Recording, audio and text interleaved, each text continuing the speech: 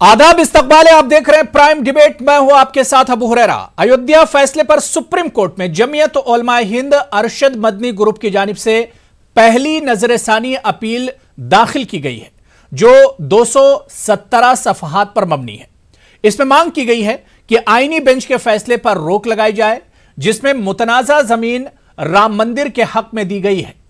अयोध्या फैसले में 1934, 1949 और 1992 में मुसलमानों के साथ हुई नाइंसाफी को गैर कानूनी करार दिया गया है, लेकिन इसे नजरअंदाज भी कर दिया। यह कहना है इस नजरसानी अपील में।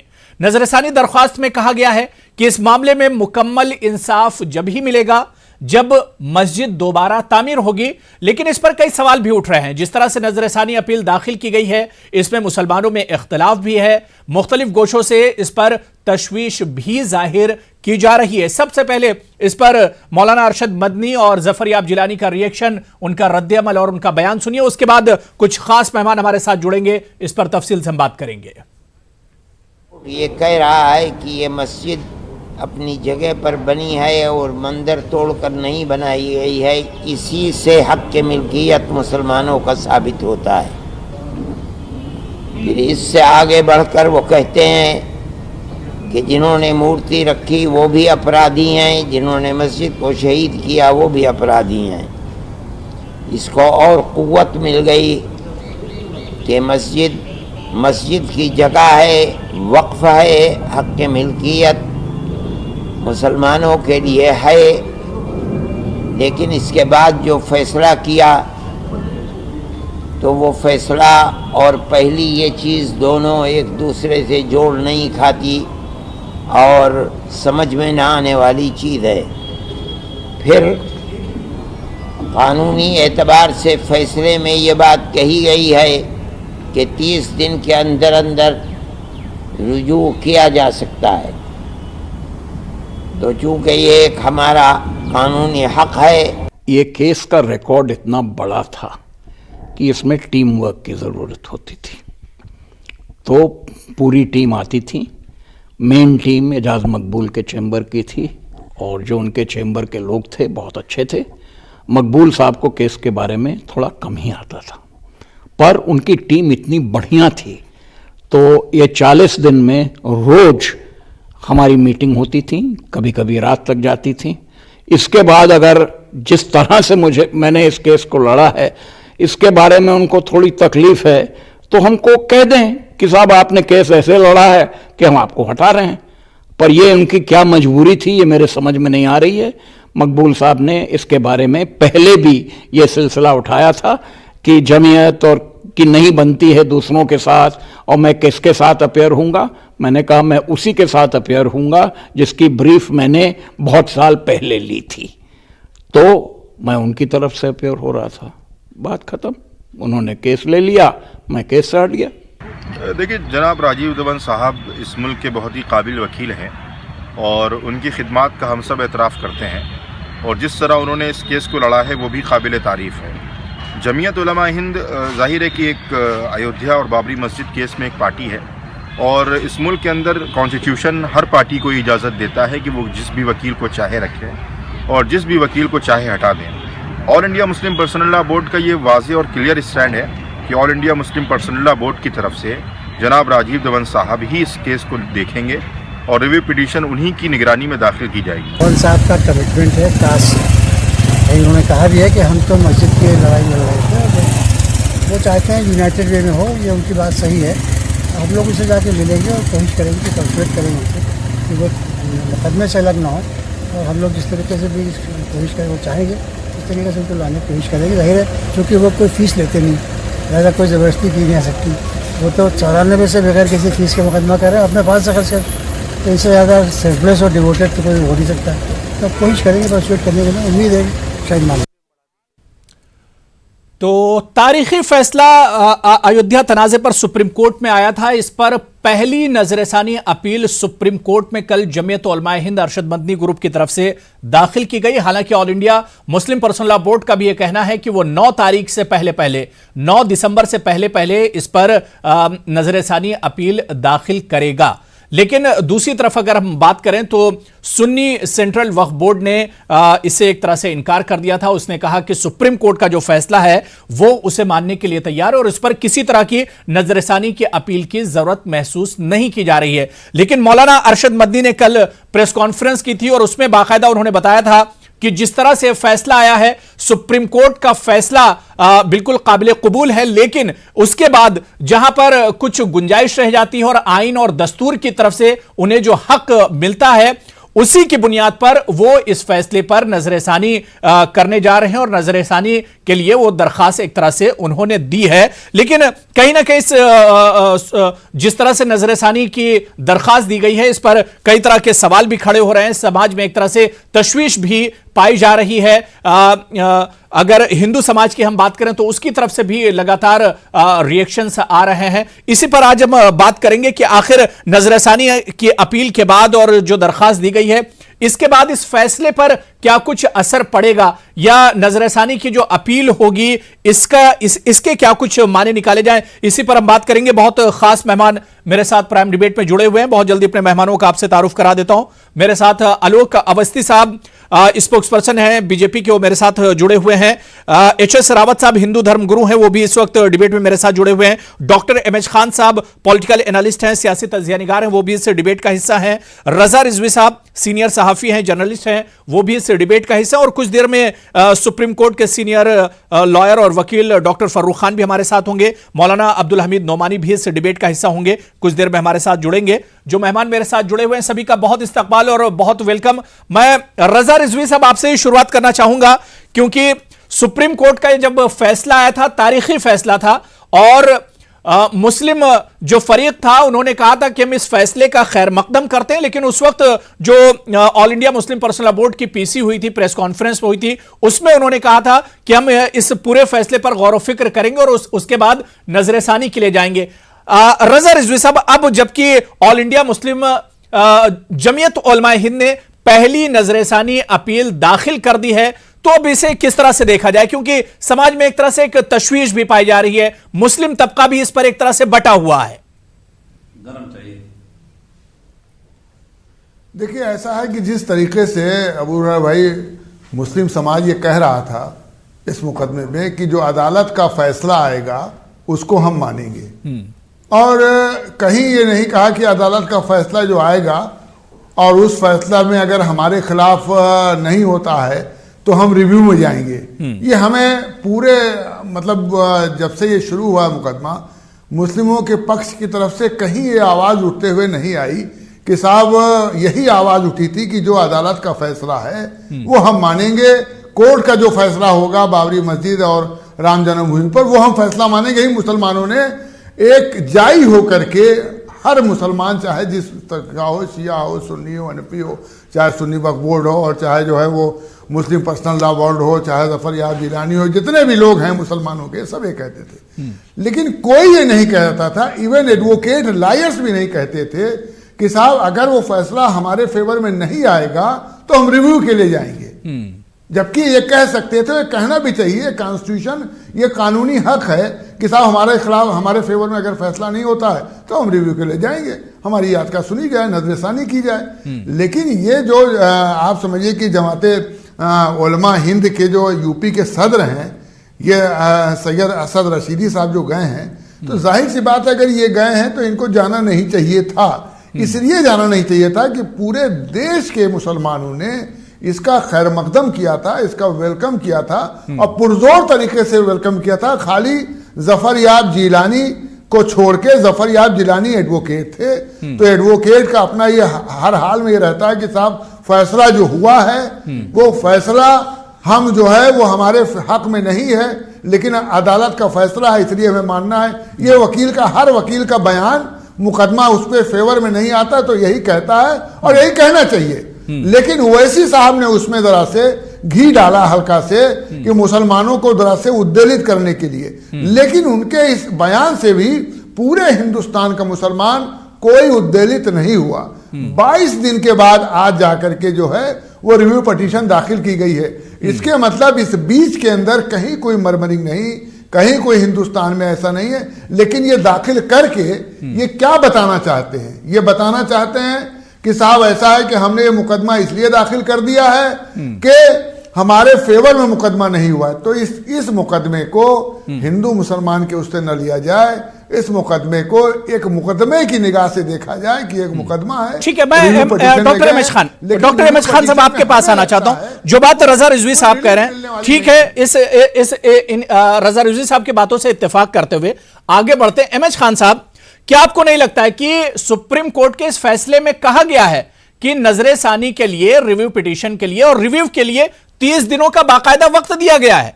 अगर इस फैसले से आप मुत्तफिक नहीं हैं, इत्तेफाक नहीं रखते हैं, कुछ आपको तशवीश, थोड़ी सी भी अगर तशवीश है, क्योंकि बहुत अहम, बहुत एक तरह से देखा जाए तो बहुत इंपॉर्टेंट यह फैसला था, तारीखी फैसला था, बहुत हसास मामला था, 70 सालों से तकरीबन यह एक तरह से सुप्रीम कोर्ट में लटका हुआ था। ऐसे में क्या अगर रिव्यू पिटीशन के लिए कोई फरीक जाता है, कोई पक्ष जाता है, तो क्या इसमें किसी तरह की तशवीश होनी चाहिए? खान साहब। नहीं अबू हुरैरा साहब, मैं रजा साहब की बात से पूरी तरह से इत्तेफाक रखता हूं। ये कानूनी हक है, आप रिव्यू पिटीशन में गए हैं तो चले जाइए, कौन मना कर रहा है? आपको कुछ चंदा और मिल जाएगा, कुछ पैसे और आ जाएंगे आपके पास। लेकिन सवाल इस बात का है जो रजा साहब कह रहे थे कि किसी हिंदू, किसी मुसलमान, किसी लीडर, किसी मौलाना ने नहीं कहा था कि हम हमारे हक में नहीं आएगा तो रिव्यू पिटीशन में जाएंगे। और देखिए, सुन्नी वक्फ बोर्ड ने कह दिया कि हम रिव्यू पिटीशन में नहीं जाएंगे। सुन्नी वक्फ बोर्ड के वकील थे जफर याब जिलानी साहब, सुन्नी वक्फ बोर्ड से पूछे बगैर कह दिया कि हम जाएंगे। सुन्नी वक्फ बोर्ड ने कह दिया कि हम तुमको निकालते हैं, निकाल दिया। अब वो छुट्टी पा गए। अब ये मेरे नहीं समझ में आ रहा है कि ये जो अरशद मदनी साहब जो आरएसएस के प्रमुख से बंद कमरे में मिले थे, किस लिए मिले थे भाई? आज जो फैसला सुप्रीम कोर्ट का आया, सारा हिंदू, सारा मुसलमान एक होके कह रहा था कि बहुत अच्छा फैसला आया है और सब लोग मान रहे हैं, सब लोग मानेंगे। दूसरी बात, मुस्लिम पर्सनल लॉ बोर्ड के वाइस प्रेसिडेंट जनाब जो है मौलाना कल्बे सादिक साहब ने कहा था, कल्बे सादिक साहब मुस्लिम पर्सनल लॉ बोर्ड के वाइस प्रेसिडेंट हैं, उन्होंने कहा था एक मस्जिद दे देने से अगर हम हिंदू भाइयों के दिल में जगह बना लेते हैं तो एक मस्जिद दे दीजिए। कितना अच्छा माहौल बन गया था। फैसला आने के बाद पूरे हिंदुस्तान में अमन चैन, गंगा जमनी तहजीब कायम हो गई थी, हिंदू मुसलमान सब एक हो गए। लेकिन आज इन्होंने जो एमएच खान साहब, ये तो दस्तूरी हक है जी, ये तो संविधान ने हक दिया है कि अगर आप फैसले से मुतमईन नहीं है तो आप रिव्यू पिटीशन के लिए जा सकते हैं। ये तो संविधान ने हक दिया है। तो पहले क्यों कहा था आपने कि हम मान लेंगे? पहले क्यों कहा था कि हम मान लेंगे सुप्रीम कोर्ट का फैसला? पहले नहीं कहना चाहिए था। कहना चाहिए था कि हमको अगर पसंद आएगा तो मानेंगे, नहीं पसंद आएगा रिव्यू पिटीशन में जाएंगे। तो आपने 22 दिन के बाद फैसला ले लिया। जिस दिन बयान आया, जिस दिन सुप्रीम कोर्ट का फैसला आया, उस दिन भी नहीं कहा इन्होंने कि हम जाएंगे। ये तो 8 दिन के 10 दिन के बाद इन्होंने फैसला लिया कि हम जाएंगे। अब क्यों जाएंगे भाई? जब एक चीज खत्म हो गई, 200 साल से, 100 साल से चल रही है, एक काम खत्म हो गया, चैप्टर बंद कर दीजिए साहब। हिंदू मुसलमानों के लड़कों को पढ़ने के लिए प्रेरित करिए, आईएएस बने, पीसीएस बने। 5 एकड़ जमीन मिली है, उसमें यूनिवर्सिटी कायम करिए, अरबी मीडियम से यूनिवर्सिटी कायम करिए, इंग्लिश मीडियम से यूनिवर्सिटी कायम करिए, या हॉस्पिटल बनाइए। इसको लटकाने का मतलब यह है कि आप अपनी दुकान को चलाना चाहते हैं। ठीक है खान साहब, इस बीच मेरे साथ सुप्रीम कोर्ट के senior advocate doctor Farrukh Khan भी मेरे साथ जुड़ गए। डॉक्टर फर्रुख खान, आपका भी बहुत इस्तकबाल है न्यूज़ 18 उर्दू में। डॉक्टर फर्रुख, 2 चीजें हैं, क्योंकि थोड़ा सा लेट आप मेरे साथ जुड़े हैं। 2 चीजें, एक तो पहली जो रिव्यू पिटीशन है वो जमीयत उलमाए हिंद की तरफ से दाखिल की गई है, और दूसरे की इस पर जो रिएक्शन आ रहा है वो एक तरह से मिला जुला है। कुछ का मानना है, मुस्लिम फरीक में, मुस्लिम पक्ष में कुछ का मानना है कि ठीक है, दूध का दूध और पानी का पानी होना चाहिए, क्योंकि बहुत सेंसिटिव इशू है, इस वजह से अगर कहीं कोई कमी रह गई तो वो एक तरह से दुरुस्त हो जाएगी। लेकिन दूसरी तरफ यह भी कहा जा रहा है कि जो फैसला इतने सालों से लटका हुआ था, जब वो हो गया था तो उस पर जरूरत क्या थी नजरसानी की और रिव्यू की?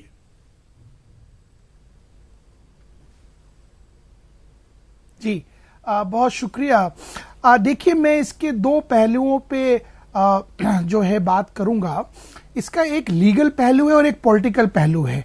अनफॉर्चुनेटली लीगल पहलू को ज्यादा ख्याल नहीं रखा जा रहा और पॉलिटिकल पहलू पे ज्यादा जो है वो जोर आजमाइश है। लीगल पहलू आपने बिल्कुल ठीक कहा, भी मैं आपकी बात सुन रहा था कि आपका दस्तूरी हक है। देखिए, पहले हमें रिव्यू के कॉन्सेप्ट को समझना पड़ेगा कि रिव्यू है क्या। सुप्रीम कोर्ट ने अपने खुद बहुत सारे जजमेंट्स में यह कहा है कि रिव्यू जो है वो एक पेटेंटली, अगर कहीं कोई फॉल्स चीज आ गई है या कोई एपरेंट, जिसको लॉ में कहते हैं error on the face of record, अगर ऐसी कोई चीज आ गई है तो आप उसके लिए रिव्यू फाइल कर सकते हैं। अब एक बात समझिए, सुप्रीम कोर्ट ने आर्टिकल 142 जो हमारे कॉन्स्टिट्यूशन का एक आर्टिकल है उसको इन्वोक करके, और उसके तहत हिंदुस्तान की सुप्रीम कोर्ट को यह पावर है कि वो किसी भी कानून को दरकिनार करके कंप्लीट जस्टिस कर सकती है, और बहुत सारी बातें उसमें और भी कही है। वो एक मजीद उससे बात हम लोग कर चुके हैं, मैं उसको दोहराऊंगा नहीं। अब मसला क्या है, देखिए, जमीयत उलमा हिंद हो या मुस्लिम पर्सनल लॉ बोर्ड हो या जो भी ऐसी तंजीमें हैं, with my great respect to them, मैं उनकी बड़ी इज्जत करता हूं, मेरी कोई जाती उनसे मुखालफत नहीं है, लेकिन मुझे एक बात समझ में नहीं आती कि इनको ये हक कहां से मिल गया कि पूरे मुस्लिम कम्युनिटी को ये कहें कि हम रिप्रेजेंट कर रहे हैं। कहां से इनको ये हक मिल गया? लोकस क्या है इनका? नंबर 1। नंबर 2, ये जो बहुत इंपॉर्टेंट है इसमें हुरैरा भाई, कि आप ये रिव्यू देखिए क्या हुआ। अभी डॉक्टर साहब एक जो बात खान साहब कह रहे थे, मैं उनकी बात से मुतमईन हूं कि एक मसला कहीं आके खत्म तो हुआ ना, गलत हुआ, सही हुआ, आपको तकलीफ पहुंची नहीं पहुंची, पर जब आप ये कहते रहते हैं, और पर्सनल लॉ बोर्ड ये करती रही है, ट्रिपल तलाक में भी यही किया, जब यहां लड़के गए आस्था की बात कह के गए, जब जजमेंट आ गया तो भोपाल में जाके कहते हैं कि हम तो बड़ा वेलकम करते हैं, फिर यही यहां आप गलती, ये सियासत चमकाने की कोशिश चल रही है। और मैं एक बात बहुत जिम्मेदारी के साथ आपसे कह रहा हूं, मुझे माजरत के साथ अगर किसी को बुरी लगे तो, ये सारा खेल FCRA का है। मैं आपको बता रहा हूं, इन लोगों की जांच अगर आप कराइए ना FCRA की, और ये मुझे इसमें कहीं ना कहीं गवर्नमेंट के कुछ एंगल्स का शमूलियत दिखती है कि ये कराई जाती है क्योंकि ये पॉकेट से रॉकेट निकल गया है, एक इशू खत्म कर दिया है सुप्रीम कोर्ट ने, अब उसको जिंदा रखना है अगले 100 साल तक, ताकि आप हिंदू मुसलमान मस्जिद मंदिर यही सारी करते रहे, प्रियंका रेड्डी मरहूम जैसों का रेप होता रहे। लेकिन डॉक्टर फर्रुख, ठीक है, आपकी बात बिल्कुल सही है डॉक्टर फर्रुख। अगर सुप्रीम कोर्ट इसकी जरूरत नहीं समझता तो अपने फैसले में, अपने वर्डिक्ट में क्यों कहता? उसने 30 दिनों का मौका दिया कि 30 दिन के अंदर आप रिव्यू कर सकते हैं, अगर आप मुतमईन नहीं है तो। अगर सुप्रीम कोर्ट इसकी जरूरत महसूस नहीं करता तो शायद इस चीज को शामिल नहीं करता। नहीं, बिल्कुल ना ना ना ना नहीं नहीं नहीं नहीं नहीं नहीं नहीं नहीं नहीं नहीं नहीं नहीं नहीं मैं माजरत चाहूंगा अबू हुरैरा, ये आपकी शायद यहाँ जानकारी सही नहीं है। नहीं नहीं, ऐसा नहीं कहती सुप्रीम कोर्ट कहीं पे।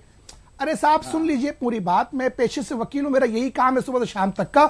सुप्रीम, मैंने कहा ना, अपील आपका राइट है, रिव्यू आपका राइट नहीं होता है। रिव्यू तब होता है जब कोई पेटेंटली फॉल्स चीज उसमें आ गई है, error on the face of record है। सुप्रीम कोर्ट के मुझे 1045 पन्ने में दिखा दीजिए कहां लिखा हुआ है कि आप रिव्यू में आ सकते हैं। 30 दिन जो आप बात कह रहे हैं हुरैरा भाई, वो लिमिटेशन होता है कि किस दिन के कानून में ये प्रोविजंस है कि अपील है, रिव्यू है, वो कितने दिनों के अंदर फाइल कर सकते हैं। मैं आपको बताऊं, रिव्यू के बाद भी एक रास्ता होता है, उसको कहते हैं क्यूरेटिव पिटीशन। क्यूरेटिव पिटीशन भी फाइल की जा सकती है। अब अगर आप रिव्यू डिसमिस होगी, फिर आप क्यूरेटिव फाइल करेंगे, मतलब आप इस जनरेशन को और आने वाली जनरेशन को यही चीजों को लेके पनपना चाहते हैं कि हम ये करेंगे, हम वो करेंगे। कितनी मस्जिदें ऐसी पड़ी हुई हैं जो वीरान है, जहां आप उसको आबाद कर सकते हैं। कितने आपने इदारे खोल दिए, कितनी आपने यूनिवर्सिटीज खोल दी।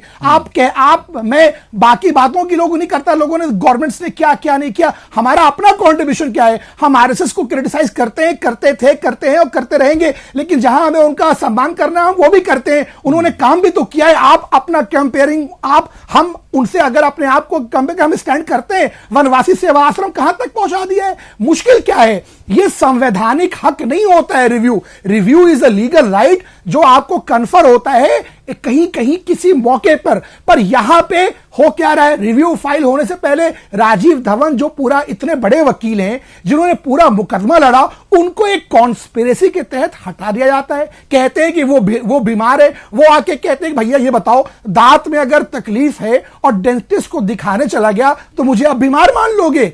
जफरयाब जिलानी कुछ और कहते हैं, सुन्नी बोर्ड कुछ और, वक्फ बोर्ड कुछ और कहती है। ये सारा खेल है, मतलब एक मिस्ट्री है, मिस्ट्री। और जैसा डॉक्टर साहब की बात से, खान साहब से मैं ये इत्तेफाक रखता हूं कि ये जो बंद कमरे में मीटिंग हुई थी मदनी साहब की, मुझे लगता है कि ये लोग बहुत डेस्परेट है राज्यसभा के लिए, कहीं से राज्यसभा चाहिए, यहां से आ जाए वहां से आ जाए, ये सारा पूरा प्लान है। और ये लोग जो खुद गवर्नमेंट ऑफ इंडिया से सिक्योरिटी लेके चलते हैं, आम मुसलमानों को परेशान करने के रास्ते बनाते हैं। ठीक है, मैं आलोक अवस्थी जी आपके पास आना चाहूंगा। आलोक अवस्थी जी, क्या आपको भी लगता है कि जो रिव्यू पिटीशन एक तरह से फाइल की गई, दाखिल की गई, ये कहीं ना कहीं अयोध्या तनाजे को जिंदा रखने की एक कोशिश है कि किसी तरह से मसला दबने ना पाए?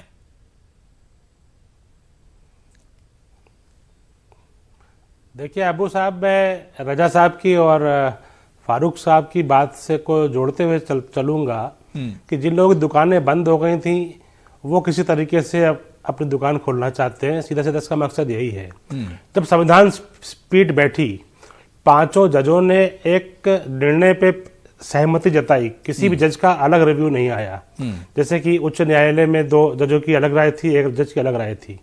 जब संविधान पीठ एक निर्णय कर रही है और सभी पक्ष ये बात कह चुके थे कि जो भी सुप्रीम कोर्ट का निर्णय होगा उसको हम सब मानेंगे। अब सुप्रीम कोर्ट से बड़ा तो कोई कोर्ट है नहीं इस देश के अंदर। सीधी सी बात यह है कि ये विशुद्ध रूप से राजनीति कहीं ना कहीं से इसके पीछे हाथ है। जिस तरीके से ओवैसी का बयान आया है वो बड़े ही मजम्मत के लिए एक है, क्योंकि ओवैसी और का राजनीतिक पक्ष क्या है, वो एक अकेली ऐसी पार्टी है जो कांग्रेस के साथ जिसका गठबंधन रहा है। आप देख लीजिए जो जुगलबंदी कांग्रेस की और ओवैसी की रही है, चाहे वो ट्रिपल तलाक रहा हो, चाहे वो राम जन्मभूमि का मामला रहा हो, चाहे वो याकूब मेमन का मामला रहा हो, चाहे वो आपका अफजल गुरु का मामला रहा हो, हर मामले में जो बयान कांग्रेस चाह रही थी वो ओवैसी देते रहे और बराबर इस चीज को देखते रहे। आज भी जो ओवैसी के बयान आए हैं उन्होंने इसमें असहमति जताई है। उसके बाद से उलेमा हिंद तो इसमें पार्टी भी नहीं है। जो पार्टी है सुन्नी वक्फ बोर्ड ने मना कर दिया कि हम जाएंगे नहीं। जो पक्षकार है उन्होंने मना कर दिया हम जाएंगे नहीं। बी टीम है और दूसरी तरफ बीजेपी कहती है कि भाई जो कांग्रेस कहती है वो करते हैं। उनके साथ तो बहुत बड़ा मसला है। आलोक अवस्थी जी, मैं फर्रुख खान आ रहा हूं जी। देखिए निश्चित बात है कि राम जन्मभूमि का विरोध किसने किया? कांग्रेस ने किया था। उन्होंने जब उनकी सरकार थी उन्होंने जाकर सुप्रीम कोर्ट में कहा कि राम काल्पनिक चरित्र है और राम जो है क्या क्या कहते हैं वहां पे राम सेतु नहीं है। ये किसने कहा? कांग्रेस ने कहा ना। तो विचारधारा तो एक ही हो गई। आज जब उच्चतम न्यायालय ने मोहर लगा दी, एक निर्णय दे दिया, इस विवाद को जो सैकड़ों साल से चला आ रहा है खत्म कर दिया, उसके बाद नए रूप से जन्म देने वाले ये लोग कौन होते हैं? इनके साथ कितने मुसलमान हैं? ज्यादातर बड़े उलेमाओं ने खंडन किया है, मजम्मत किया है। ये सिर्फ कुछ लोग, चंद लोग हैं जो अपनी दुकान चलाना चाहते हैं। देश का जनमानस इनके साथ में नहीं है। देश का जनमानस हिंदू मुसलमान मिलकर रहना चाहता है, गंगा जमुना तहजीब साथ रहना चाहता है और इस तरह के विवादों में नहीं पड़ना चाहता है। देश आज आगे बढ़ रहा है। आज देश को एकजुट होकर के आगे बढ़ाने की आवश्यकता है और देश उसी तरफ बढ़ रहा है। लेकिन ये कुछ लोगों को रास नहीं आ रहा है जिस तरीके से उलेमा हिंद जो गया है। मैं बिल्कुल मैं एच.एस. रावत साहब बहुत देर से वेट कर रहे हैं। एच.एस. रावत साहब, क्या आपको नहीं लगता है कि जितने पैनलिस्ट हैं वो सब चाहते थे कि नजर-ए-सानी या रिव्यू पिटीशन इस पर दाखिल ना किया जाए? लेकिन मैं एक चीज आपसे समझना चाह रहा हूं, इससे पहले भी इस इश्यू पर मेरे डिबेट में आप शामिल हुए थे और एक चीज निकल कर आई थी कि एच.एस. रावत साहब, क्योंकि बहुत सेंसिटिव मामला है राम मंदिर, बाबरी मस्जिद और अयोध्या तनाजे की अगर हम बात करें, बहुत सेंसिटिव है, बहुत हसास मामला है और बहुत पुराना मामला है। हिंदुस्तान की तारीख में सबसे ज्यादा पुराना एक तरह से मामला होगा और हसास मामला होगा। क्या एच.एस. रावत साहब, आपको नहीं लगता है कि रिव्यू पिटीशन में जाने के बाद अब मामले में दूध का दूध और पानी का पानी हो जाएगा? क्योंकि जो मुस्लिम फरीक है वो लगातार कह रहा है कि कई चीजें ऐसी हैं इस फैसले में जो मुसलमानों के हक में आई हैं, इसी वजह से वो रिव्यू पिटीशन के लिए जा रहे हैं। रावत साहब, देखिए अबू हुरैरा साहब, दूध का दूध पानी का पानी तो पहले फैसले में ही हो गया था। और मैं धन्यवाद देता हूं रजा रिजवी साहब जैसे बुद्धिजीवी लोगों को, डॉक्टर एम.एच. खान जैसे बुद्धिजीवी लोगों को और वकील साहब फारूक साहब बैठे हुए हैं। अगर ऐसे लोग हिंदुस्तान के अंदर मुसलमान आगे आते हैं तो मुझे लगता है देश बहुत ज़्यादा प्रोग्रेस करेगा। लेकिन चंद लोग इस देश के अंदर मुसलमानों को भड़काने की पूरी कोशिश करते हैं, जो लगातार टीवी डिबेट पे आते रहे और हमेशा ये कहा उन्होंने कि जो फैसला आएगा हम उसको मानेंगे, जो फैसला आएगा उसको मानेंगे। उस समय रिव्यू पिटीशन की बात तो थी ही नहीं। उस समय ये था भाई ये फैसला आ जाए। लेकिन अब उनको कौन सा ऐसी चेंटी काट गई जिसके कारण उनको सुप्रीम कोर्ट के उस फैसले में कमियां दिखाई दे रही हैं। इतने बड़े राजीव धवन वकील साहब थे, जो अभी वकील हैं, ये भी थे, मीनाक्षी अरोड़ा जैसी वकीलें थी, लगातार मैराथन 40 दिन तक लगातार वहां पर बहस हुई है। क्या उस समय इनको खामियां नहीं दिखाई दे रही थी? सुप्रीम कोर्ट ने जो फैसला लिया वो बहुत अच्छा फैसला लिया, और जिन ये खामियों की बात कर रहे हैं वो सुप्रीम कोर्ट को मैं इसलिए दाद देना चाहता हूं अबू हुरैरा साहब, दूध का दूध पानी का पानी इसलिए किया है कि अगर वो ये लिख देते पुरातत्व विभाग की रिपोर्ट को कि वहां पर पहले मंदिर था तो शायद बगावत हो जाती। उन्होंने इसलिए कहा कि वहां कोई खंडर था, पुरातत्व का विभाग का रिपोर्ट यह कहता है, लेकिन यह श्योरिटी नहीं होती है कि मस्जिद वहां तोड़ करके बनाई है। जब इनसे पूछा गया कि भाई मस्जिद खाली जमीन पे बनी है या वो किसी पहले बनी हुई चीज को तोड़ करके बनाई है, तो इसका इनके पास कोई प्रूफ ही नहीं था। जब का पुरातत्व विभाग कहता है कि पहले वहां 3 मंजिली और सारी चीजें। तो सुप्रीम कोर्ट ने भाईचारे को मेंटेन करते हुए, एकता को ध्यान में रखते हुए, हिंदू मुसलमान में आपस में उस फैसले से कोई बगावत ना जाए, वो उस वजह से उनकी एक भाषा लिखी गई है जो मुझे समझ में आती है। अब ये रिव्यू पिटीशन में जा रहे हैं तो हमारे दिल में इनके प्रति प्यार था, हमें लगता था कि भाई बहुत अच्छा हो गया, शांति से मंदिर का निर्माण कार्य हो जाएगा। अब वो कहीं ना कहीं दोबारा से हमें तकलीफ हो रही है, बार बार इनको हमें बोलना पड़ रहा है कि आप गलत कर रहे हो, ये दूध का दूध पानी का पानी नहीं। ये हक तो संविधान ने दिया है, इस पर तकलीफ क्यों हो रही है? क्या संविधान को नहीं मानते रावत साहब आप? तो क्या किसी की जुबान रावत साहब, क्या मुल्क के संविधान को आप नहीं मानते हैं? संवैधानिक हक है ये। कुरान, अरे मेरी बात सुन लो, आप तो एंकर हैं, आप अपनी जुबान से पलट जाओगे। क्या आपको यह सिखाया जाता है? कुरान एक पवित्र कुरान है, इस्लाम एक पवित्र धर्म जैसा माना जाता है। क्या उसमें यह सिखाया जाएगा कि आप 1000 डिबेटों में बैठिए टीवी पर और ये बोल दीजिए कि हम जो फैसला होगा मानेंगे, और उसके बाद आप रिव्यू पिटीशन में चले जाइए? फैसला तो मान ही रहे हैं आप। क्या रावत साहब, किसी ने ये नहीं कहा कि हम सुप्रीम कोर्ट का एहतराम नहीं करते हैं, फैसले का एहतराम नहीं करते हैं। ये चीज तो संविधान में दी गई है। यही तो अरशद मदनी ने कहा, यही जफरयाब जिलानी साहब ने कहा। हम सुप्रीम कोर्ट के फैसले का एहतराम करते हैं, लेकिन हमारा अधिकार, हम जाएंगे। अरे तुमने डिबेटों में क्यों बोला था कि भाई हम टीवी डिबेट पे छाती ठोक के बोल रहे हैं जो फैसला आएगा हम उसको मानेंगे? तो इससे क्या साबित होता है कि जो बड़े बड़े मुसलमान धर्म के रहनुमा हैं, बड़े बड़े नेता हैं, उनकी जुबान नहीं है। ओवैसी की तो कोई जुबान है नहीं, लेकिन जो बड़े बड़े धर्म गुरु हैं, मैं एक छोटा सा रिएक्शन डॉक्टर फर्रुख से ले लेता हूं। ठीक है रावत साहब, डॉक्टर फर्रुख, एक चीज मैं समझना चाह रहा हूं कि ठीक है, इस पर सभी लोगों को इख्तिलाफ है, सभी लोग चाह रहे हैं कि एक अच्छा पैगाम जाता है, एक अच्छा मैसेज जाता है अगर इस पर नजरसानी या रिव्यू अगर नहीं होता तो। लेकिन मेरा सिर्फ इतना मानना है डॉक्टर फर्रुख कि यह संविधान ने यह हक दिया है, यह हमारे दस्तूर और आईन ने हक दिया है। अगर इस पर अमल किया जा रहा है तो जाहिर सी बात कि हम अपने दस्तूर के हिसाब से ही चल रहे हैं। जी, तो ये लोग मैंने आपको नहीं एक सेकेंड, जरा एक सेकेंड मैं बोल लूं।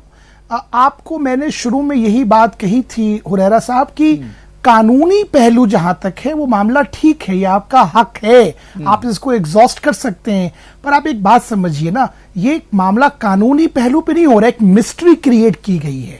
आप देखिए जिलानी साहब बिना क्लाइंट के इंस्ट्रक्शंस लिए बयान दे देते हैं, प्रेस कॉन्फ्रेंस कर देते हैं, उसके बाद सुन्नी वक्फ बोर्ड की मीटिंग होती है, वो ये कहते हैं हम नहीं जाएंगे रिव्यू में। उसके बाद मुस्लिम पर्सनल लॉ बोर्ड के वाइस प्रेसिडेंट कल्बे सादिक साहब शायद वो कहते हैं कि हम नहीं जाएंगे रिव्यू में। मुस्लिम पर्सनल लॉ बोर्ड जो है फिर एक तरफ कहती है कि हम रिव्यू में जाएंगे। जमीयत उलमाए हिंद जो है वो दोबारा पिक्चर में आ जाती है। देखिए मुश्किल क्या है, इसका पॉलिटिकल पैमाना देखिए। देखिए कभी भी लॉ को ना आप आइसोलेशन में नहीं कर सकते। सुप्रीम कोर्ट ने भी अगर 142 को इन्वोक किया है कॉन्स्टिट्यूशन के, तो एक सामाजिक पहलू को देखते हुए किया है। बात यह है कि आप जो, मैं एक हद तक इस बात से सहमत हूं, चलिए मैं, ये हो सकता है कि आपको या मुझे या किसी को उस जजमेंट से तकलीफ भी हो, लेकिन हमेशा जब फैसला होता है तो एक पक्ष को थोड़ी बहुत तकलीफ होती है, राइट? चाहे वो गलत हो, सही में उस डिबेट में नहीं जाऊंगा, लेकिन जब एक बार जजमेंट आ गया और हम जब सब लोग हिंदुस्तान के कॉन्स्टिट्यूशन पे प्लेज लेते हैं, तो क्या हमारा ये फर्ज नहीं है कि हम उस जजमेंट को रिस्पेक्ट दें? राइट ऑफ वेवर, आपने कहा ना कि कॉन्स्टिट्यूशनल राइट है रिव्यू में जाना, बिल्कुल ठीक है, राइट ऑफ वेवर भी है कॉन्ट्रैक्ट में। आप जब अपने, अगर मेरे ऊपर मेरे पड़ोसी ने मुकदमा किया कि मैंने उसकी जमीन थोड़ी सी कब्जा कर ली है, एक मुद्दा यह कि वो कंटेस्ट करके ले मेरे से, एक मुद्दा यह मैंने कहा भाई तुम्हारी बात ठीक है तुम मुझसे ले लो, चाहे वो भले गलत मांग रहा हो, और इस्लाम तो बहुत मतलब हमें हमारी तो मैं तो कोई विद्वान नहीं हूं, मैं स्कॉलर नहीं हूं इस्लामिक, लेकिन थोड़ा बहुत तो मैं ये समझता हूं कि हमें तो बड़े दिल का होना चाहिए ना।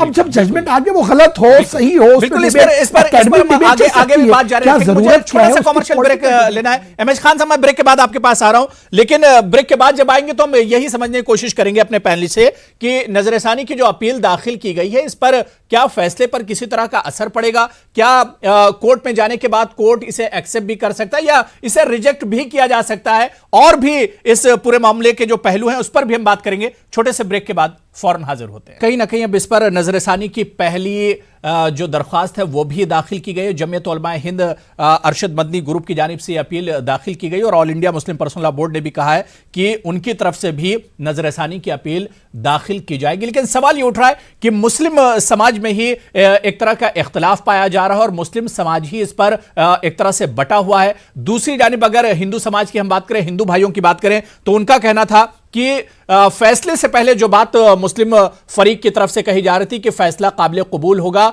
उस पर कहीं ना कहीं अब मुसलमानों का और मुस्लिम फरीक का दोहरा रवैया एक तरह से अपनाया जा रहा है। इसी पर आज हम प्राइम डिबेट में बात कर रहे हैं। बहुत खास मेहमान मेरे साथ जुड़े हुए हैं। ब्रेक के बाद मेरे साथ मौलाना अब्दुल हमीद नोमानी साहब, जनरल सेक्रेटरी हैं मजलिस मशावरत के, वो भी इस डिबेट में जुड़ गए हैं। मौलाना अब्दुल हमीद नोमानी साहब, आपका भी बहुत इस्तकबाल है न्यूज़ 18 उर्दू में। अब्दुल हमीद नोमानी साहब, क्योंकि अभी ये डिबेट का आखिरी पड़ाव है, अब्दुल हमीद नोमानी साहब, नजरसानी की अपील तो जमीयत उलमा हिंद की तरफ से दाखिल कर दी गई है, लेकिन इस पर बहुत से सवाल भी खड़े किए जा रहे हैं कि आखिर पहले यह कहा जा रहा था कि फैसला काबिल कबूल होगा, लेकिन अब यह दोहरा रवैया अपनाया जा रहा है जमीयत की तरफ से और मुस्लिम फरीक की तरफ से। नोमानी साहब, देखिए, ये दोहरा रवैया जो है वो ये सवाल इसलिए आ रहा है कि पहले जो है वो 100 बार से ज्यादा ये लोग कह चुके थे कि जो भी फैसला आएगा वो जो है काबिल तस्लीम होगा, चाहे हमारे खिलाफ आए या हक में आए जी। लेकिन जो है इनके जो लिखित में जो बात थी उसमें जो है ना वो लास्ट जजमेंट तक था कि आखिरी फैसले तक जो है हम लड़ाई लड़ेंगे। ये लास्ट का जो है शब्द जो है आखिरी जो है ये इन लोगों ने कभी सामने लाने का प्रयास नहीं किया, इसीलिए इतना बड़ा जो है वो मामला हुआ। चूंकि जहन लोगों का जो है तैयार हो गया था कि जो भी फैसला होगा हम उसको जो है वो मानेंगे, और ये दोनों तरफ के लोग जो है वो तैयार हो गए थे। तो ये रिपिटिशन से जो है जहां तक उसका परिणाम और नतीजे का ताल्लुक है, इससे वो अलग कोई नतीजा नहीं आएगा। हाँ, अगर जो है ये जो है कानूनी अधिकार है, लेकिन इसके परिणाम को और जो है वो देश में जो है वो शांति को लेकर जो है और सांप्रदायिक सौहार्द को लेकर जो है इन चीजों को भी जो है वो देखने की जरूरत है। हमारे हिसाब से जो है जो मुकदमा चल रहा था वो उस जगह को लेकर है। अब वो जगह चूंकि मस्जिद के लिए मिली नहीं है, तो मस्जिद बनाना और जमीन लेना दोनों मेरे हिसाब से उसका कोई अर्थ नहीं है। ठीक है, लेकिन इस पर नोमानी साहब बहुत सवाल उठ रहे हैं। इस पर अगर हम देखते हैं तो मुस्लिम समाज जो वही एक तरह से बटा हुआ है। नजरसानी की अपील दाखिल की जा रही है, लेकिन दूसरी तरफ मुसलमान ही कह रहे हैं कि यह कदम सही नहीं है। इकबाल अंसारी ने यहां तक कहा, उन्होंने कहा कि अब जो हो रहा है वो एक तरह से सियासत है, अब इस पर रिव्यू पिटीशन और नजरसानी की जरूरत नहीं थी। नोमानी साहब, देखिए, यही मैं कह रहा हूं ना, एक संविधानिक जो है अधिकार होता है कानूनी, और एक जो है देश की जो है वो समस्या है, शांति का मामला है और सांप्रदायिक सौहार्द का मामला है। ये सब चीजों का और जो है परिणाम है, सबको देखें तो इससे अलग जो है वो कुछ नहीं होने वाला है। अधिकार है सिर्फ ये है, तो इससे जो है वो अलग जो है वो क्या अधिकार मिलेगा कि वहां पर जो है आप मस्जिद बना लीजिए। हाँ, इसमें एक ये हो सकता है, चूंकि मस्जिद को शहीद करना जो है आपराधिक मामला माना गया है, मुजरिमाना अमल जो है, तो उन लोगों को सजा मिलना चाहिए जो मस्जिद के ढाने या शहीद करने में जो है वो शामिल रहे हैं। एक ये बात जो है हो सकती है। दूसरी जो है वो कोई बात जो है नतीजे को लेके हमारी समझ से जो है वो कोई चीज जो है वो सामने नहीं आ रही, सिवाय इसके कि जो लोग जो है मस्जिद को ढाने में वो शामिल थे उनको जो है दोषी करार देते हुए दंडित किया जाए, यही एक जो है वो नतीजा है। लेकिन ये बात जो है वो बहुत साफ जो है सामने नहीं आ रही है, बल्कि मस्जिद को लेकर जो है रिपिटीशन की जो है वो बात आ रही है। तो आप परिणाम और नतीजे को अगर देखें तो बहुत ज्यादा इससे जो है वो अलग नतीजा जो है वो निकलने वाला नहीं है। हाँ, ये चूंकि एक बार ये सिद्ध हो गया है कि मंदिर तोड़ के मस्जिद नहीं बनाई गई थी और वहां मूर्ति रखना गलत था, और ये कि जिन लोगों ने और जो मस्जिद तोड़ना वो भी एक मुजरिमाना अमल था।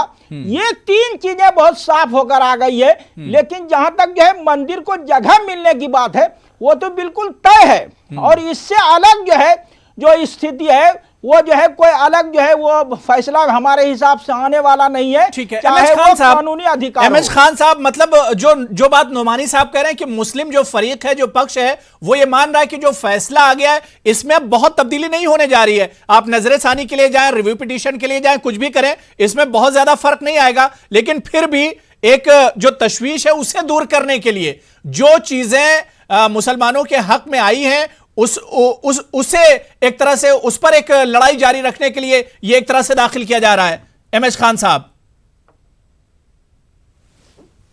अबू हुरैरा साहब, मैं थोड़ा सा आगे जाना चाहता हूं। देखिए, पहले जब सुप्रीम कोर्ट ने 5 जजों की पीठ बनाई थी तो इसी मुस्लिम पक्षकारों ने एतराज किया था कि इसमें कोई मुसलमान जज नहीं है। फिर उसके बाद जब ये 5 जज बने हैं तो इसमें एक मुस्लिम जज भी है, और इस जजमेंट में एक मुसलमान जज होने के बावजूद भी इन लोगों ने कहा कि हम इसके जो परिणाम आएंगे उसको हम मानेंगे।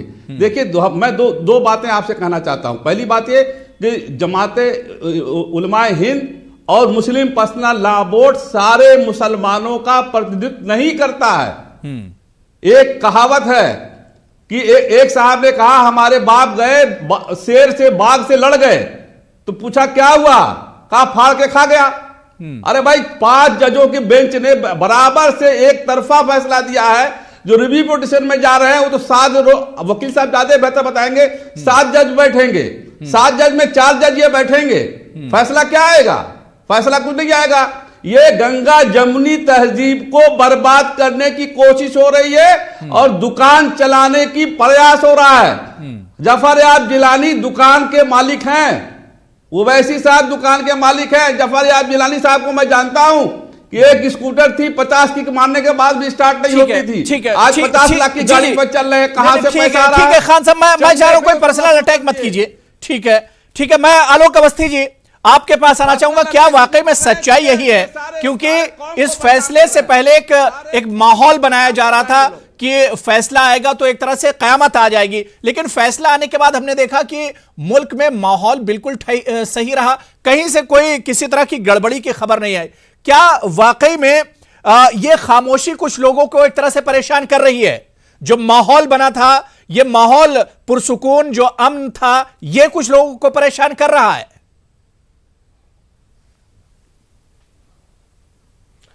देखिए अबू साहब, इसमें आम जनमानस की कोई भूमिका नहीं रही है। कभी भी आम हिंदू मुसलमान नहीं लड़े। जब 2010 में जजमेंट आया था उच्च न्यायालय का, उसके बाद भी कहीं पे भी देश में कोई हंगामा नहीं हुआ था, सब शांतिपूर्वक रहा है। न्यायपालिका के ऊपर देश की जनता को पूरा विश्वास है, चाहे वो किसी भी धर्म का हो, और सुप्रीम कोर्ट से बड़ा कोई स्थान नहीं है, चाहे, और हर देश में सुप्रीम कोर्ट सर्वमान्य होता है। लेकिन राम जन्मभूमि और इस विवाद में कोर्ट का भी बड़ा महत्वपूर्ण योगदान रहा है। चाहे आप 1949 को ले लीजिए, पूजा शुरू होने की अनुमति भी कोर्ट ने दी थी। 1986 में ताला भी कोर्ट ने खुलवाया था। 1992 में जो अस्थायी मंदिर बना उसमें पूजा की अनुमति भी सुप्रीम कोर्ट ने दी थी। 1989 में शिलान्यास भी कोर्ट ने कराया था। 2010 में भी मेन जो अब तो विवाद नहीं रह गया, उसको भी हाईकोर्ट ने राम जन्मभूमि मांगा। अभी नोमानी साहब कह रहे थे कि मंदिर ध्वस्त करके मस्जिद नहीं बनाई गई, ये कोर्ट ने कहा है। कोर्ट ने मंदिर शब्द से परहेज किया है। कोर्ट ने साफ साफ कहा है कि उसके नीचे 12वीं शताब्दी का एक ढांचा, गैर इस्लामिक ढांचा था। ये कोर्ट का हम इसमें विश्लेषण नहीं कर सकते, क्योंकि उच्चतम न्यायालय के तमाम आदेशों का हम यहाँ पे विश्लेषण नहीं कर सकते, लेकिन उनके शब्दों से हेरफेर नहीं करना चाहिए। उस तरफ नहीं जाएंगे। लेकिन आलोक अवस्थी जी, जो बात अभी नोमानी साहब ने कही, आलोक अवस्थी जी, जो बात नोमानी साहब ने कही कि सारी बातें हैं, ठीक है, लेकिन 92 में जिन लोगों ने मस्जिद को गिराया था उसे सुप्रीम कोर्ट ने सही नहीं माना है। आखिर उन लोगों को सजाएं कब दी जाएंगी? आलोक अवस्थी जी, देखिए वहां पर जो भी हुआ वो एक अतीत की बात है और उस पर एक अलग से बात हो सकती है, लेकिन हमको इस समय यह देखना चाहिए कि ये एक राख अब पड़ चुकी है, उसको कुरेदने की आवश्यकता में क्या होगा आप जानते हैं। तमाम संगठन और खड़े हो जाएंगे जो कि अन्य विवादित मुद्दों को उठाने लगेंगे अभी आपको, जबकि बड़ी मुश्किल से सैकड़ों साल से चला हुआ विवाद आज शांत हो पाया है। देश आज तरक्की कर रहा है, देश के ऊपर सब बाहरी शक्तियों का तमाम हमला हो रहा है, चाहे चाइना को ले लीजिए चाहे पाकिस्तान को ले लीजिए। तो हमको उलझा करके देश के अंदर ये कौन सी शक्तियां हैं जो इस समय आगे बढ़ना चाह रही हैं, जब कानूनी रूप से कोर्ट ने कहा है कि हमने ये फैसला आस्था के आधार पर नहीं किया। जिस समय आर्कियोलॉजर एएसआई का जो वो हुआ था उस समय भी ये तय हुआ, हाईकोर्ट ने कहा था कि आधे मजदूर मुसलमान होंगे आधे मजदूर हिंदू होंगे, अधिकारी आधे मुसलमान होंगे आधे हिंदू होंगे। जब जानकारी में तथ्य आए और जो रिमोट सेंसिंग से रडार से जो ढांचे का प्रारूप निकला, ये सब कानूनी आधार बने। मुस्लिम पक्ष नहीं साबित कर पाया कि वहां पर जो है उनका मंदिर था या उनका मस्जिद थी। अब मैं कहता जो जमात उलेमा हो, मैं कहता हूं अयोध्या में तमाम वीरान मस्जिदें पड़ी हैं जहां कोई नमाज पढ़ने भी नहीं जाता, कम से कम उन मस्जिदों की चिंता कर लीजिए, वहां पर जाकर के लोग नमाज पढ़े, कम से कम ऐसी इतनी चिंता कर लीजिए। वीरान पड़ी है, जर्जर अवस्था में है, उन्हें एक तरह से आबाद करने की जरूरत है। बहुत अच्छी बात आलोक अवस्थी जी। मैं एचएस रावत साहब आपके पास आना चाहूंगा। रावत साहब, क्योंकि लगातार रिव्यू पिटीशन की मुखालफत हो रही है, सिर्फ हिंदू भाई ने बल्कि मुस्लिम समाज में भी एक बड़ा तबका है जो इसकी मुखालफत कर रहा है, लेकिन रावत साहब क्या आपको नहीं लगता जो सवाल मैंने अवस्थी जी से किया था कि 92 में जो लोग कसूरवार हैं मस्जिद गिराने की, उन्हें अगर सजा दी जाए तो कहीं ना कहीं मुसलमानों को एक तरह से सुकून मिलेगा, एक इंसाफ भी होगा ये समाज के साथ। जब बड़ा फैसला सुप्रीम कोर्ट का आ जाता है तो जो छोटे कोर्ट में केस चल रहे होते हैं उनकी कोई वैल्यू नहीं रह जाती है। वो कोर्ट अभी केस चल रहे हैं आडवाणी जी के ऊपर, मां भारती और विनय कटार जी के ऊपर, और जब बड़ा फैसला आ गया, उस केस से संबंधित फैसला आ गया, तो वो अपने आप निरस्त होंगे। मुझे नहीं लगता उनमें कुछ होने वाला है। लेकिन मैं आपके चैनल से कहना चाहता हूं, सुप्रीम कोर्ट ने कहा कि वो गलत हुआ था, 92 में जो हुआ था वो गलत हुआ था, 49 में जो हुआ था गलत हुआ था, 34 में जो हुआ था गलत हुआ था। सुप्रीम कोर्ट ने अपने फैसले में कहा है कल्याण सिंह जी को उसकी सजा हुई है, जो उनकी सरकार वहां पर शहीद हुई और उन्होंने जो कमिटमेंट सुप्रीम कोर्ट को की थी अब उसको पालन नहीं कर पाए तो जेल गए। उसमें ये क्या कर सकते हैं, कुछ भी नहीं कर सकते। और जो अभी जो जूनियर छोटी अदालतों में केस चल रहा है वो तो चलता रहेगा, लेकिन जिस चीज के ऊपर ये हादसा हुआ उसमें जब सुप्रीम कोर्ट ने फैसला दे दिया तो नुमानी साहब वो उनको सजा मिल चुकी है। इसलिए आप उसकी चिंता मत करिए, भाईचारे की चिंता करिए। मैं धन्यवाद देता हूं रजा रिजवी साहब को, बड़े बुद्धिजीवी हैं, डॉक्टर एमएच खान साहब को, वकील साहब को। ऐसे मुसलमानों को आगे आना चाहिए, आग लगाने वालों को नहीं आना चाहिए, जो कि इस्लाम को बदनाम करते हैं और अपनी बात पे नहीं टिकते, बात से मुकर जाते हैं। इससे इस्लाम बदनाम होता है और लोग बदनाम होते हैं। आग लगाने की क्या बात है रावत साहब? अगर फैसले में कहीं कुछ तशवीश, अगर फैसले में कमी थी, देखिए नोमानी साहब ने क्या कहा, अभी नोमानी साहब ने क्या कहा कि इस फैसले में कुछ आगे नहीं होने जा रहा है, लेकिन क्योंकि बहुत सेंसिटिव है, बहुत हसास मामला है, इस वजह से इसका दूध का दूध और पानी का पानी हो जाए, इस वजह से पार्लियामेंट में चिल्ला के बोलते हैं ओवैसी साहब सुप्रीम कोर्ट का फैसला मानेगा। अरे सुप्रीम कोर्ट का फैसला तुम बार बार बोलते थे, अभी क्या हो गया? मुझे मेरी मस्जिद चाहिए, आग लगाने वाली बातें नहीं है क्या? उनके छोटे भाई किस तरह की आगे लगाते हैं क्या मुझे मेरी मस्जिद चाहिए? उनके अब्बा जान ने मस्जिद बनाई थी क्या? वो मंदिर तोड़ करके बनाया गया था। तो ये जो आग लगाने वाली जो चीजें ना, सुप्रीम कोर्ट इनको रोकना चाहिए। ये गलत कह रहे हैं रावत साहब, मंदिर तोड़कर मस्जिद वहां कहां बनाया गया? तो सुप्रीम कोर्ट ने साफ कर दिया है। अरे अबू हुरैरा साहब, पुरातत्व विभाग की रिपोर्ट, साफ कर वहां पर खंबे मिलना, वहां पर बराह की मूर्ति मिलना, वहां पर शिवलिंग मिलना, वो क्या मस्जिद में लगते हैं क्या? वहां कमल के फूल मिले वो मस्जिद में लगते हैं क्या? वो कहां लगते हैं? तो सुप्रीम कोर्ट ने एक भाईचारे को निभाते हुए, जैसे खान साहब ने बहुत अच्छी बात कही थी, एक सूझबूझ का फैसला दिया है। अगर आप उसमें तर्क वितर्क और कुतर्क करोगे तो फिर ये कहानी आगे बढ़ेगी। ठीक है, नोमानी साहब से अभी इसका जवाब ले लेता हूं। ठीक है, मौलाना अब्दुल हमीद नोमानी साहब, जिस तरह से यहां पर जितने पैनलिस्ट बैठे हुए हैं, या मुस्लिम समाज में इससे पहले भी हमने देखा, इकबाल अंसारी का बयान देखा, या सुन्नी सेंट्रल वक्फ बोर्ड का जो बयान आया, उन्होंने कहा कि अब नजरसानी की जरूरत नहीं है क्योंकि एक बहुत देरीना मसला था, कदीम और एक पुराना मसला था, जो एक तरह से सुप्रीम कोर्ट के इस फैसले के बाद खत्म हो गया। अब इस पर अगर हम आगे बढ़ेंगे, नजरसानी करेंगे, रिव्यू करेंगे, तो कहीं ना कहीं बात फिर आगे बढ़ेगी। तो इसको यहीं पर रोक देना चाहिए। देखिए, मैंने इसीलिए ये कहा कि संविधान और शांति और सांप्रदायिक सौहार्द जो है, ये भी जो है वो देश में जो है प्राथमिकता ये सारी चीजें रखती है।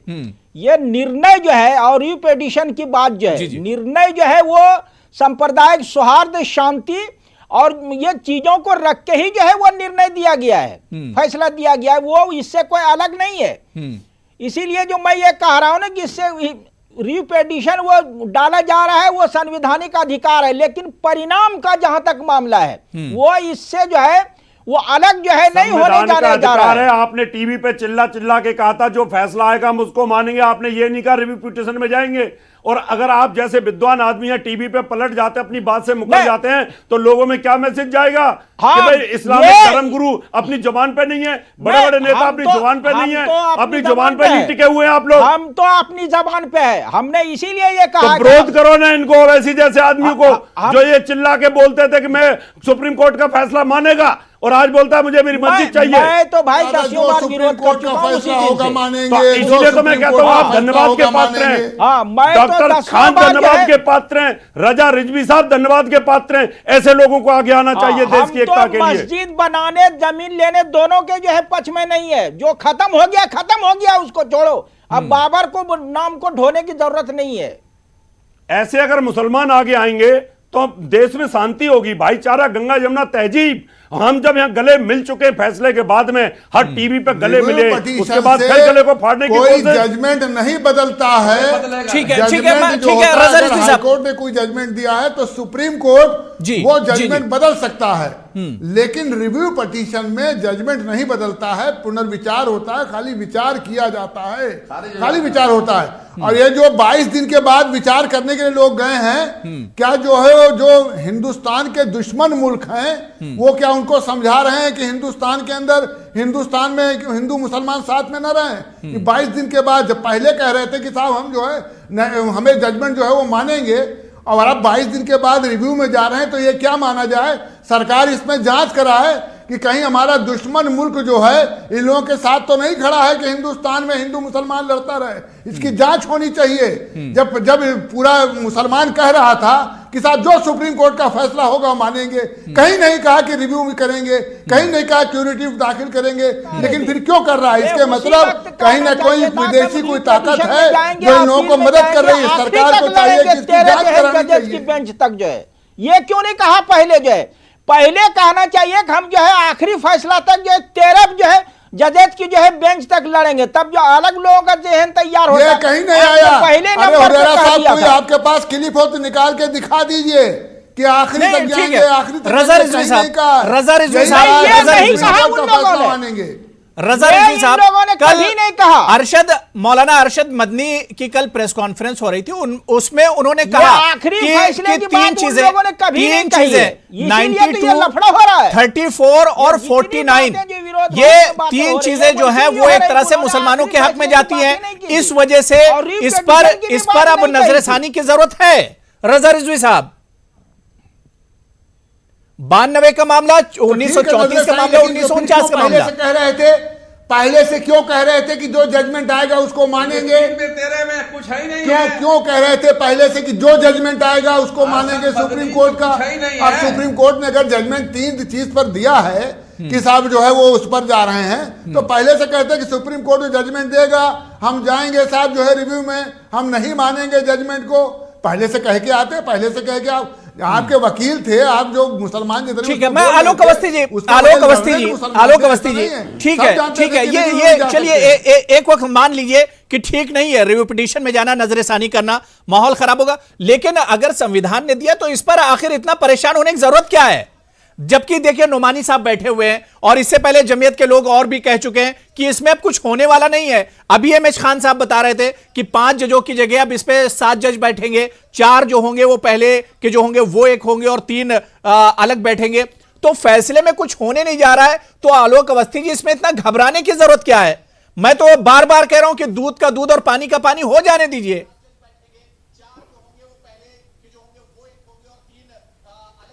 नहीं अबू जी, दूध का दूध पानी का पानी क्या हो नहीं चुका है? अब कौन सा दूध का दूध और पानी का पानी आप करेंगे? ठीक है, आपका संवैधानिक अधिकार है रिव्यू में जाने का, वो आपके पास सुरक्षित है, आप जा सकते हैं। लेकिन दूध का दूध पानी का पानी आप क्या करेंगे? संविधान पीठ का गठन क्यों किया गया? ये डबल बेंच का निर्णय नहीं है, 5 जजों का निर्णय है और सबको पूरा मौका दिया गया है। डे टू डे सुनवाई करी है सुप्रीम कोर्ट ने, उच्च न्यायालय का निर्णय उसके साथ पीछे खड़ा हुआ था। कहीं पर भी किसी ने नहीं कहा कि वहां पे मंदिर नहीं था, सभी ने कहा वहां मंदिर था। उच्चतम न्यायालय ने भी वहां पे मंदिर माना, मस्जिद नहीं मानी। मस्जिद के पक्ष में कोई भी आप वहां पे नहीं दे पाए, आपने वहां पर जो भी वो थे। आप चाहे बाबर के समय पे देख लीजिए, बाबर के समय भी तो वहां पे बलदेव राजा दशरथ था, उसके जो वहां पे बाबर नामा में लिखा गया, कहीं पे भी उल्लेख नहीं था कि वहां पे मस्जिद जन्म स्थान था। और यहां तक कि 1949 में जब मूर्तियां प्रकट हुई, 1947 से लेकर 1961 तक मुस्लिम पक्ष ने कोई मुकदमा नहीं किया, निर्मोही अखाड़ा लड़ रहा था वहां पे तब मुस्लिम पक्ष नहीं था। आखिर वो कौन लोग थे जो 14 साल बीतने के बाद आजादी किए, जिन्होंने मुकदमा कायम कराया मुस्लिम पक्ष से? सीधी सी बात यह है कि वो राजनीतिक लड़ाने के लिए, एक हिंदू मुसलमानों में फांस बढ़ाने के लिए उस समय से जो प्रयास चला आ रहा था, वो आज जब खत्म हुआ है उसमें अब बट्टी डाल देना चाहिए, पानी डाल देना चाहिए और देश को आगे ले जाना चाहिए। सीधी सीधी मेरा ये कहना है। लेकिन अगर कानूनी रूप से आप कहेंगे तो दूध का दूध और पानी का पानी हो चुका है, अब इसमें कोई आवश्यकता नहीं है। हाँ, आप अपने अधिकारों का प्रयोग करिए, वो आपको छूट मिलती है, लेकिन वहां पे हमको यह भी देखना चाहिए कि इस देश ने 370 भी देखा है, 370 हटाया, देश शांत रहा है। उच्चतम न्यायालय के निर्णय के बाद देश शांत रहा है। तो अब जब किन लोगों को शांति पसंद नहीं आ रही है, वो कौन से नए तथ्यों को लेकर के आए हैं जिसके ऊपर वो रिव्यू चाहते हैं? क्या तथ्य आप लाए? सारे तथ्य रखने की तो छूट मिली थी आपको सुप्रीम कोर्ट में, आपके तथ्य आप रख नहीं पाए वहां पे। खाली आप जो है समय वहां पे व्यतीत करते रहे कि समय लंबा खिंचा, निर्णय ना आने पाए, ये एक प्रयास रहा एक पक्ष का। तो सीधी सी बात यह है, जो पक्ष वहां पर जो जिनके पास तथ्य नहीं थे, नहीं रख पाया, राजनीतिक दुकान बंद हो गई है, कुछ लोगों की दुकानें जो पैसा चंदा लेने की दुकानें बंद हो गई है। मैंने आलोक जी से यही पूछा था कि इस पे घबराने की जरूरत नहीं है, क्योंकि ये कानूनी एक प्रोसेस है और ये होगा। और अभी तो ये भी नहीं पता है कि ये एक्सेप्ट होगा या नहीं, हो सकता है इसे सुप्रीम कोर्ट रिजेक्ट भी कर सकता है। बात घबराने की नहीं है, बात खान साहब ने कहा कि भाईचारे में तकलीफ आ रही है, जहां प्यार आ गया था उसमें दरार आ रही है और ये लोग दरार डालना चाहते हैं। तकलीफ तो किसी को भी नहीं है, फिर जाओ और अभी आगे चले जाओ। इनको तो फिर आगे जा सकते हैं, फिर यूएनओ में भी जा सकते हैं, जाते रहो, तनाव बना रहेगा और क्या होगा। जो भाईचारे में शांति थी उसको ये कहीं ना कहीं डिस्ट्रॉय करने की कोशिश कर रहे हैं। तकलीफ नहीं है हम लोगों को। ठीक है, एमएच खान साहब, आप तक मेरी आवाज आ रही है? एमएच खान साहब जी, क्या वाकई में इससे भाईचारे को नुकसान होगा? रिव्यू पिटीशन जी बिल्कुल होगा। ये एक बहुत अच्छा माहौल बन गया था, सारे लोग एक दूसरे गले मिल रहे थे, एक दूसरे को मिठाई खिला रहे थे, एक दूसरे को मुबारकबाद दे रहे थे। अब रिव्यू पिटीशन में जाने के बाद आप ये बता दीजिए, क्या स्टे दे देगा क्या रिव्यू पिटीशन कि जो सुप्रीम कोर्ट ने फैसला किया उसका स्टे करता हूं और तुम्हारा सुनूंगा मैं? तो मतलब क्या इसका है? इसका कुछ मतलब नहीं निकलने वाला है। नुमानी साहब, ये क्या वाकई में जो बार-बार कहते हैं कि ये गंगा जमनी तहजीब, क्या उसके लिए भी ये खतरा है? उसके लिए भी ये नुकसानदेह है ये कदम जो जमीयत ने उठाया है, या जिसके बारे में मुस्लिम पर्सनल लॉ बोर्ड कह रहा है कि वो भी इस पर गौर कर रहा है नजरसानी के लिए? गंगा जमनी तहजीब के लिए नुकसानदेह है?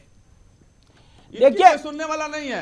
यहाँ दोनों जो है हिंदू मुसलमान दोनों समझ चुके हैं। सुनेगा नहीं। हाँ, दोनों हिंदू मुसलमान समझ चुके हैं कि हमको शांति से रहना है, शांति से रहना है और जो है देश को आगे लेके जाना है। बहुत सारी समस्याएं हैं जो है नौजवानों के लिए है और जो है गरीबों के लिए है, किसानों के लिए है, बहुत सारी समस्याएं हैं। तो वो लोग जो समस्याओं को देख रहे हैं, आप देखिए कि दोनों तरफ के लोगों ने जो है बहुत ज्यादा इसको जो है इस फैसले के बारे में उस तरह नहीं सोचा जिस तरह लोग जो है समझ रहे थे कि ये होगा वो होगा। अब लोग जो है शराफत से जो है वो शांति के साथ जो है वो रहना चाहते हैं देश में।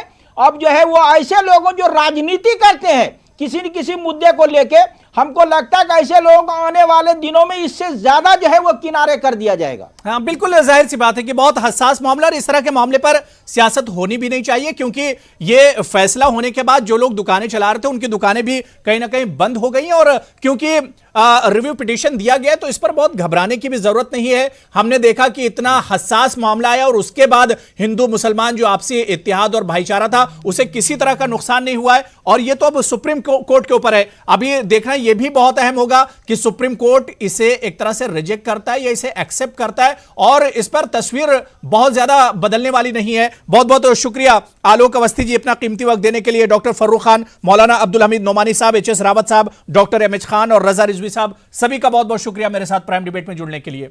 आदाब।